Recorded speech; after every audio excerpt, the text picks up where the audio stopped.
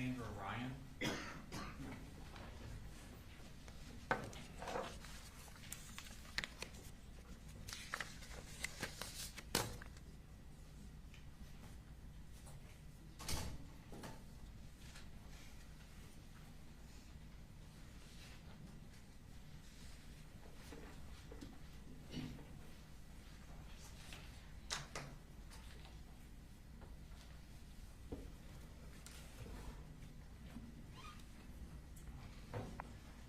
Raise your right hand, please. Swear the testimony you give in the matter now pending before this court will be the truth, the whole truth, and nothing but the truth, so help you God. I do. Okay. If you could introduce yourself to the jury, please. My name is Cassandra Ryan, but I go by Cassie. Okay. And Ms. Ryan, what do you do? I'm a teacher at Apalachee High School. Okay. And how long have you been a teacher at Apalachee High School? This is my 4th year there. Okay. Were you a teacher there in September of 2024? Yes. Now I want to take your attention specifically to that year. What did you have like a specific assignment of what you're supposed to do before school starts? Yes, I had, we call it front loop duty, but basically we're just waving the students in the morning during their drop off. Okay. And is that the bus entrance or the car rider entrance? Car rider. Okay. And then at first period, what do you do? Do you have a job then? That was my first period planning, and I had a teacher that pushed into my classroom, so I just planned while he taught his class. Okay. There's a map next to you. It's a kind of a partial map. Could you show the jury where, there should be like a little pointer. This is? Okay. Use that as official. If you could show them what classroom you were in for first period. Is that the classroom you stayed in throughout the day? Yes. Okay. Mm-hmm. But you're not teaching this first period class? I'm not. Who is teaching that class? Mr.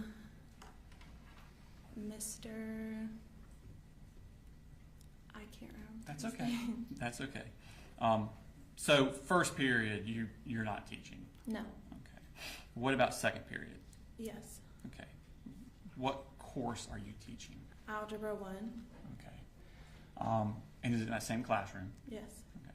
Is there another teacher in the room with you for second period? Yes, Coach Edwards. Okay. And why is Coach Edwards also in the class with you for that class?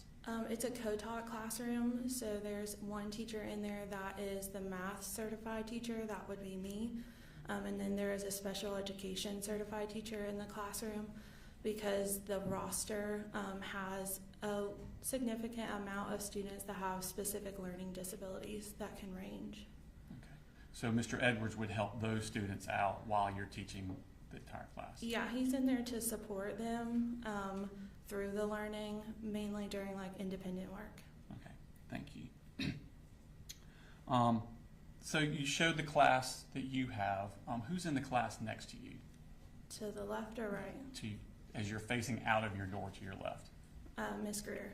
Okay. And do you know Miss Greer? I do. Okay, how do you know her? We started teaching together and we became friends as well. Okay. Now, I want to take your attention to September 4th of that day. What were you doing when students came into your classroom? I was standing at the front of the door because we had a new seating arrangement. We do that when we change units, and so we were going into Unit 2. So we change up the seating arrangements for the students. So the kids have assigned seating? They do. Okay. And on that particular morning, you had changed the assigned seating? Correct. Okay. And how do you record this? I made like a chart in Canva of the layout of my classroom, and all of my desks were numbered. And then I use the roster of my students, and I list the seat number on that roster of each student. Okay. I'm going to show you a Smart State Civic number 67. Ask you to recognize what this is. That's the roster that I used for various things, but there was the seating numbers on this as well. Okay. So are you using that to check when they come in and also telling them where to sit? Yes. Okay. I'm going to show you Does that accurately reflect the seating chart you had that day? Yes. Your Honor, this time on tender state exhibit number 67 in evidence. No objection. 67 is admitted. This shows marked state exhibit number 37. Published 67. So the numbers on the left are the seating numbers or the ones on the right? The numbers on the right. That would be correspond to a seat in your. Yes. Okay. Shows marked state exhibit number 37. Ask you to recognize what that is. This is a roster of my classroom. Okay. And were those the kids that were present in your classroom that day? September 4th, 2024. Yes. Okay. And were all of those students on that day under the age of 18? Yes. Was Stephen Edwards also in your room on September 4th, 2024? Yes. Okay. Your Honor, tender state exhibit number 37 into evidence this time. No objection. 37 is admitted. Okay. Now I'm going to show you what's marked as state exhibit number 38. Ask you to identify what that is. This is the seating chart layout that I created of my classroom. Okay. Has names been added to the numbers? Correct. Yes. And are those names added to the numbers accurate as to where the children were assigned to be seated that day?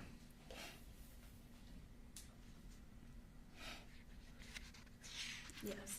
Okay. Your Honor, I tender state exhibit number 38 into evidence. No objection. So as we're looking at 38 on the screen, if you could identify first where the front door is. Like the point. Yeah, that you can use the pointer Is that behind okay? you. Oh, okay. We used to have it where you could touch the screen, but that seems more difficult. So the pointer would probably be better. This is the door Okay. And where would you generally be teaching from? up here. Okay. And where would Mr. Edwards be?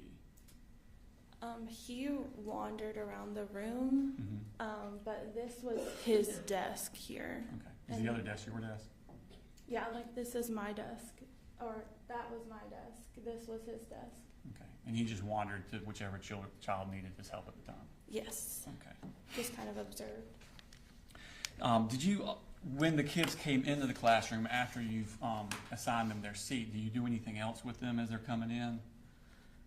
We do a warm-up, and so that is on the board for them to get their materials out to get started on the warm-up while everyone's coming in. Okay. And at some point, did y'all start class? Yeah. Okay. And what class again do you teach? Algebra 1. Algebra 1. Okay. How about was the class going that day? What's the structure of the class? So we begin with a warm-up, and then we kind of structure into the beginning part of our lesson. And I set timers on the board for students to be able to know like how much time they have for each specific part of our lesson. And then we would do about a 30-minute lesson and then go into like an independent practice time. What's independent practice time? Where they work on problems on their own.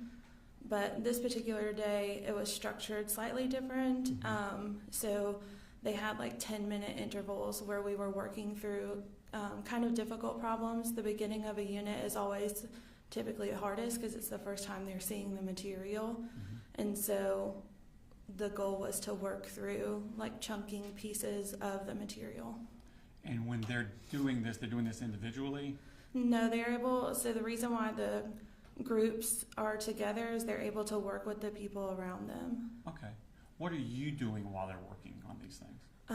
Typically when they're independently working, I'm circling the room just to kind of see where they're at, maintain behaviors, making sure they're staying on task, and helping any students that need help. And is Mr. Edwards doing basically the same thing? Yes. Okay. Tell me about restroom breaks. Okay. How does that work?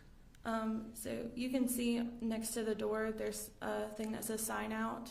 Okay. In the bottom left corner? Yes.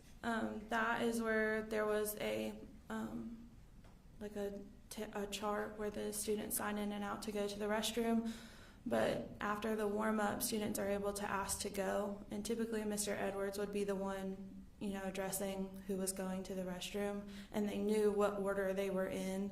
So once that person came back. I was about to say, is there only one at a time out of the class? Correct, and so they have to sign their name, where they were going, and the time that they left, and there was a pass that they would take when they left the room. Okay. Is there any sort of procedure about what to do with the door?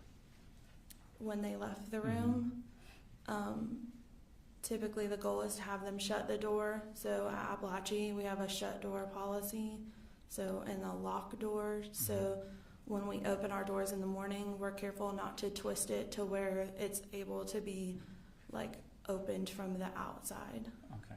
So when they came back, how would they get back in? Someone would have to let them back into the room. Okay. Now, at some point during that morning class at September 4th, did something happen that was out of the ordinary? Yes. Tell me what you first noticed. At 10:30ish. Sure. Okay. So I had just started, one of the timers had gone off. I don't quite remember where we were in the lesson. But I remember like hearing a loud like hit or something, and looking over. And Looking over where? toward the door. Is that where the sound came from? Yes. Okay. What did you see? I don't recall exactly what I saw, but I knew that I saw something that made me jump to the floor. So it was something disturbing. What? Was it something disturbing that you saw? Yes. Was it a person that you saw? Yes. Okay. What about this person was disturbing to you? He was holding a weapon. Okay. Do you remember what this person looked like? I don't. And I'm sure you're not a gun aficionado. Maybe you are, but can you describe the weapon you're referring to? It just was a long gun. The only thing I remember about the person is that he had like unnatural bleached hair. Okay. But that's all I could see. Had you ever seen this person before? No. Okay. When you hit the floor, first off, on the thing about where were you on that chart? I was at the board in between this first L. So kind of in the middle of that L? I was speaking to Tyler at seat 21. Okay.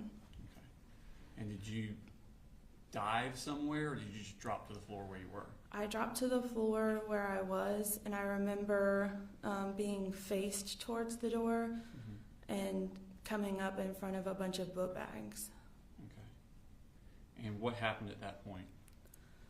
So at that point, there was gunfire that started happening, and I could feel like debris and bullets going over my head. What was happening inside the room? Inside the room? What were the other students doing? The students began to duck down. A lot of desks were moving around. And it was hard to hear because once the gunshots started happening, it kind of messed my hearing to where it just, all you heard was like ringing for a little bit. How many gunshots do you think you heard? A lot. Okay. And was it like a few and then a break and then a few and then a break, or was it? No, it was like a rapid, the whole thing. Were you able to see anything in reference to the shooter during this time? No. Okay. How long did the shooting last? Seconds. It didn't feel like seconds, but it was seconds. Okay. When you look up, was the shooter still in the room? No. Do you know how far he came into the room? I think he just stepped 1 foot in. Okay. Once he left, was the door open or shut? once he left, I remember starting to get up, and I saw the door closing, and Ronaldo was throwing chairs toward the door. Okay. Tell me about what happened at that point. What's going on inside the room? So I remember seeing Ronaldo throw the chairs and then dart to the corner of the room.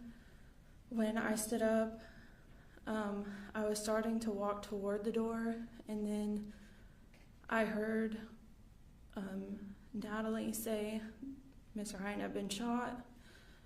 And when I looked at her and I looked down, I could see the pool of blood, and I could see her wound.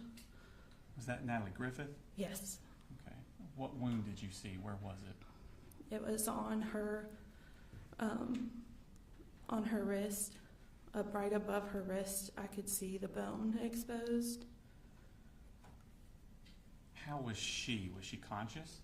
She was, yeah. Okay. And was she saying anything or doing anything? She just kept repeating that she had been shot, and so I grabbed her and laid her on the ground, and then I grabbed a nearby hoodie and wrapped it around her wrist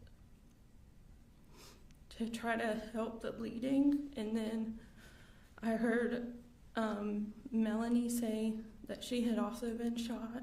Is that Melanie Delira Castaneda? Correct. Okay. Am I pronouncing that name right? Is it Delira? I think it's Castaneda. Okay. And did you see her wounds? I could see that she had been shot through the shoulder, and I saw the blood there, but I couldn't see the actual flesh of the wound. Okay. And how was she? She was very quiet.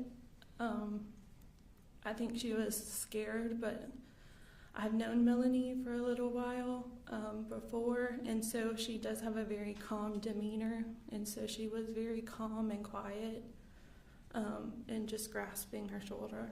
Did she appear to be in pain? Yeah. Okay. Did you notice any wounds to Nautica Walton?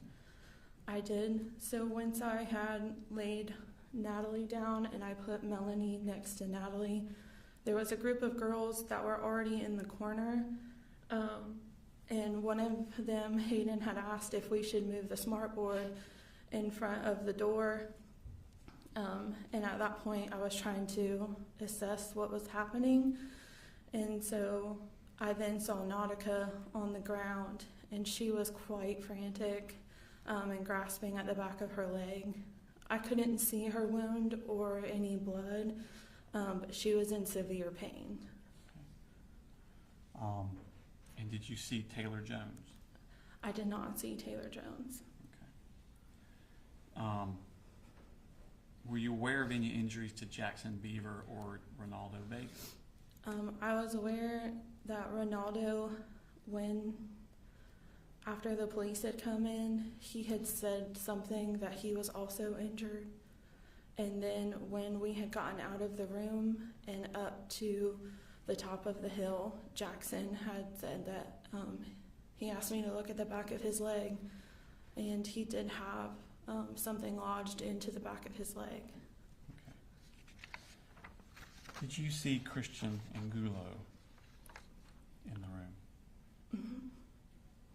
Where was he located at?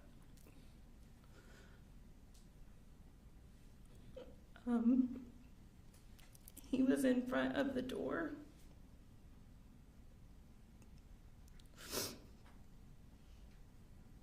And he was on the ground. What, could you tell if he was alive or not? He was alive. And Coach Edwards said that we needed to make a barricade around him after all the shots had fired. And so they stacked desk around because he didn't want to move him.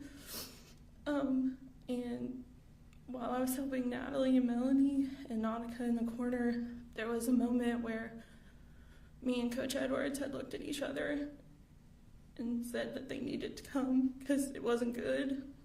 And when they came finally, they had pronounced him dead while we were here.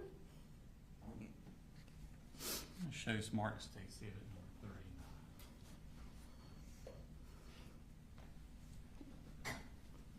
Recognize that. Yes, that's Christian. Is that an accurate representation of Christian Angulo? You're on to your state exhibit number 39 in the evidence. No objection. 39 submitted. Could you tell where he had been injured at? I didn't get close enough to him to see where he had been shot. How long did y'all stay in that room before the police came? It was quite a bit of time. I would say probably 20 minutes.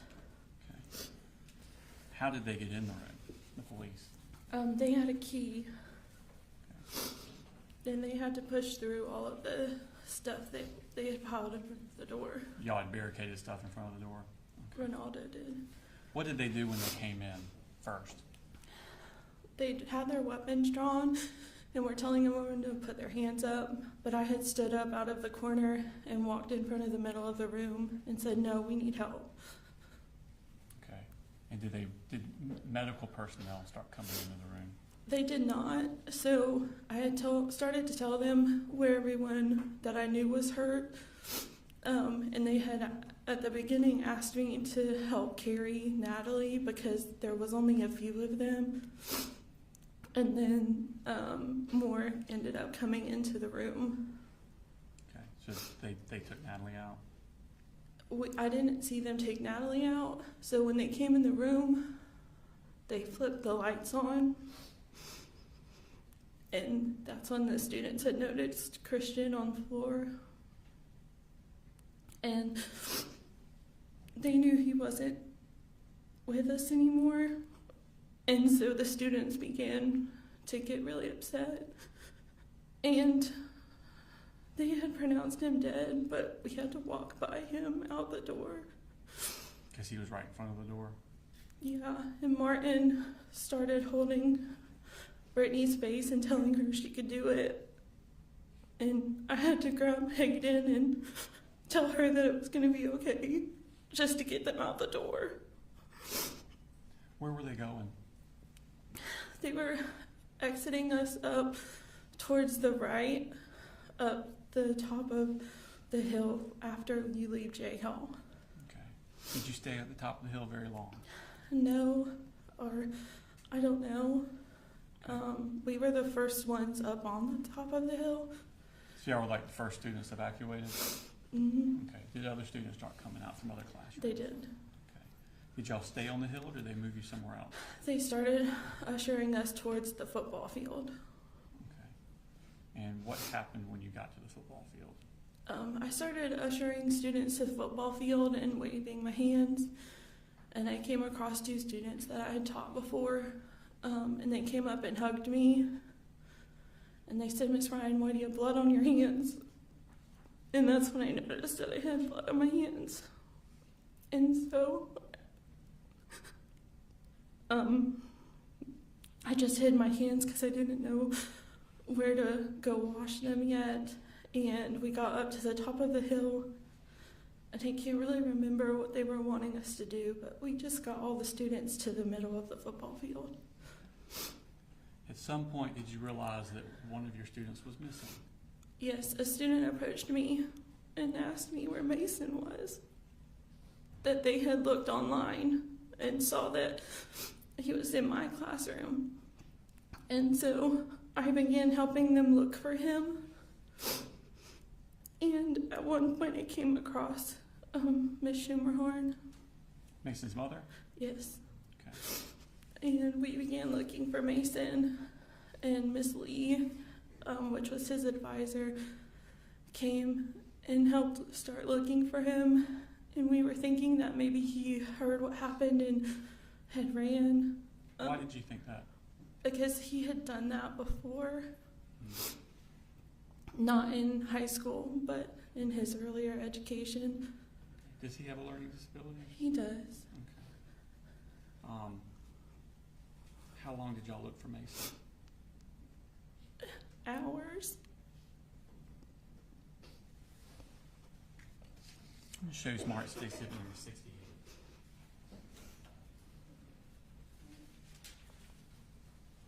As you realize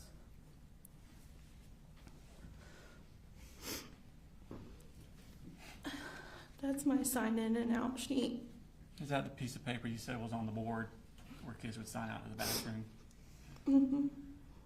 Who was the last? Does it accurately reflect the sign out sheets you had in your room that day? It does. Your Honor, Tender State Exhibit number 68 in evidence. No objection. All right, 68.